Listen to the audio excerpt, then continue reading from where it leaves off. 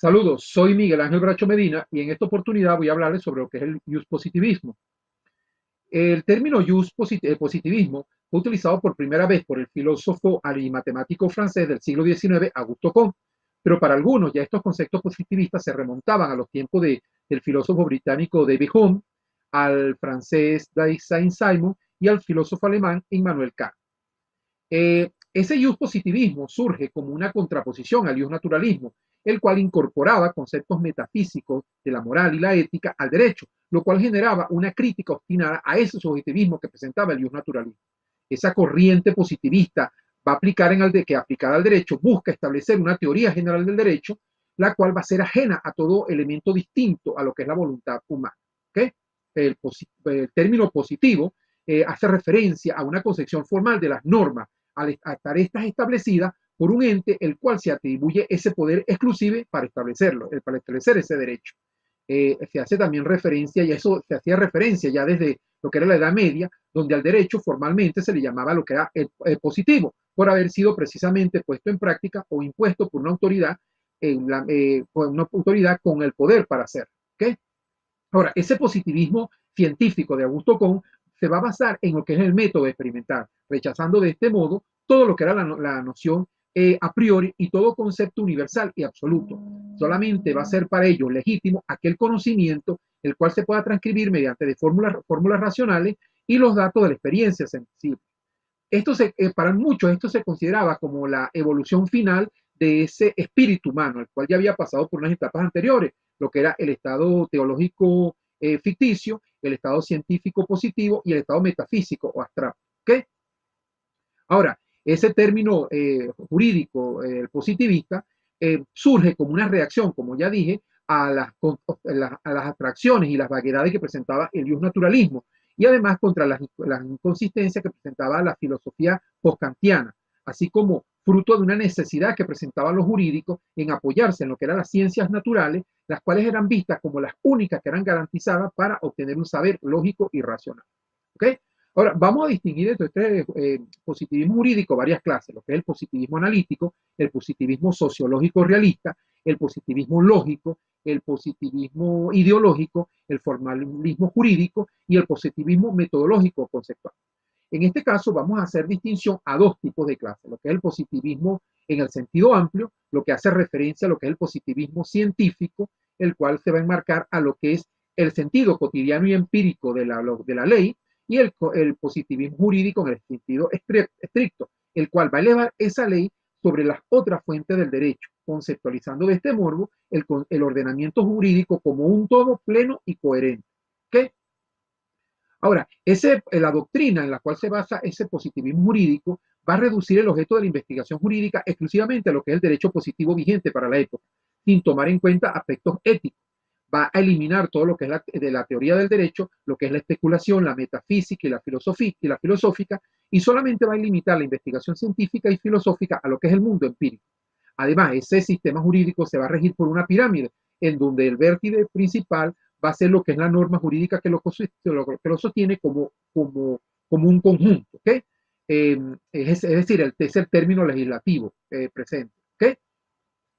Ahora, también vamos a distinguir entre esa doctrina del positivismo jurídico, que en el primer nivel va a estar ubicado lo que es la validez de las normas jurídicas existentes, las cuales van a quedar subordinadas a lo que conforme o no lo que es un mandato superior que existente. ¿Okay? Es decir, puede ser lo que no se admite, lo que es la forma inferior a la superior, y en sí va a estar basada en lo que es que la Constitución como la mayor jerarquía dentro del ordenamiento jurídico positivo.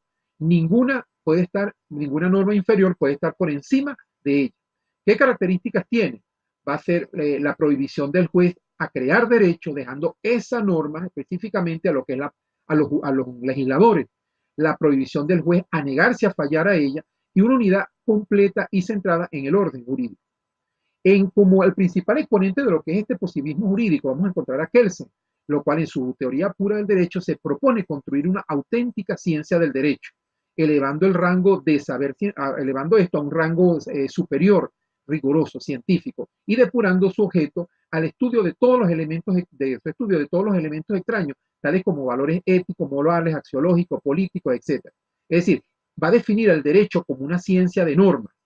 Su método es positivista, es decir, se va a basar en lo que son los conceptos de la lógica normativa. Esa norma es un juicio lógico del deber ser, pues así diferenciándose de lo que era la filosofía de Kant, para el cual el deber ser corresponde a una razón práctica, en cambio Kelsen piensa que el deber ser como categoría de la razón pura.